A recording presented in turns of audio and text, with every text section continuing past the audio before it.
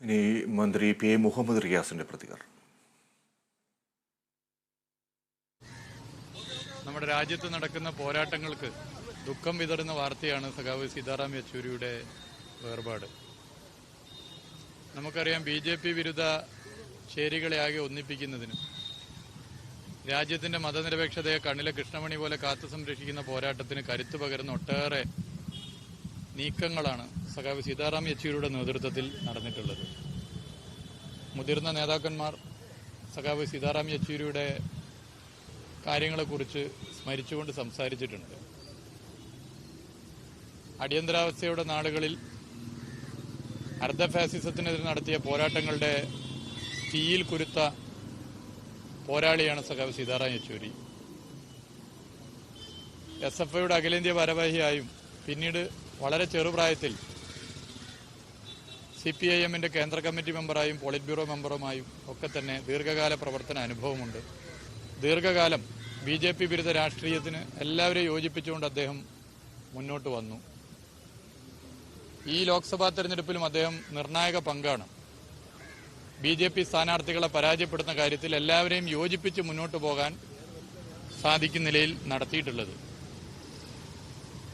BJP വിരുദ്ധ പോരാട്ടത്തിന്റെ ഭാഗമായി അദ്ദേഹം നടത്തിയ ഇടപെടലുകളാണ് പല സംസ്ഥാനങ്ങളിലും BJP സ്ഥാനാർത്ഥികൾ പരാജയപ്പെടാനും മറ്റു പല രാഷ്ട്രീയ പാർട്ടികൾക്ക് കൂടുതൽ സീറ്റുകൾ ലഭിക്കാനും കാരണമായിട്ടുള്ളത്.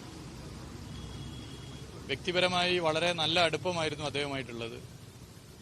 DYFIയുടെ അഖിലേന്ത്യാ കേന്ദ്രത്തിൽ പ്രവർത്തിക്കുന്നതിന്റെ ഭാഗമായി നല്ല ബന്ധം, വ്യക്തിബന്ധവും പലപ്പോഴും ദില്ലിയിൽ വെച്ച് പല കാര്യങ്ങളിലും അദ്ദേഹവുമായി ചർച്ച ചെയ്യാനും മറ്റും അവസരമുണ്ടായിട്ടുണ്ട്.